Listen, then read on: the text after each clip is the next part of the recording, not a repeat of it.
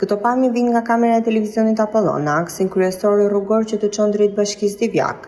Bëhet fjalë për segmentin nga kryqëzimi i 3 urave deri në fshatin Stravec, një aks me gjatësi rreth 3.5 km, i cili ndodhet në gjendje tepër të amortizuar dhe larg standardeve që duhet të ketë një rrugë e tillë. Në kulmin e sezonit veror, kur qarkullimi i automjeteve është shtuar ndjeshëm, kjo rrugë mbetet një shqetësim serioz për drejtuesit e mjeteve. Në të dy anët e saj janë shfaqur ngjeshje dhe rreshqitje të trupit të rrugës, ndërsa pjesa e kalueshme është ngushtuar ndjeshëm. Drejtuesit detyrojnë të devijojnë vazhdimisht për të shmangur dëmtimet dhe zonat e rrezikshme, duke rrezikuar sigurinë e tyre gjatë lëvizjes. Banorët e zonës dhe përdoruesit e përditshëm të këtij aksi kërkojnë ndërhyrje nga institucionet përgjegjëse, pasi kjo rrugë përballon jo vetëm lëvizjen e banorëve lokal, por edhe të turistëve që frekuentojnë plazhin e Divjakës.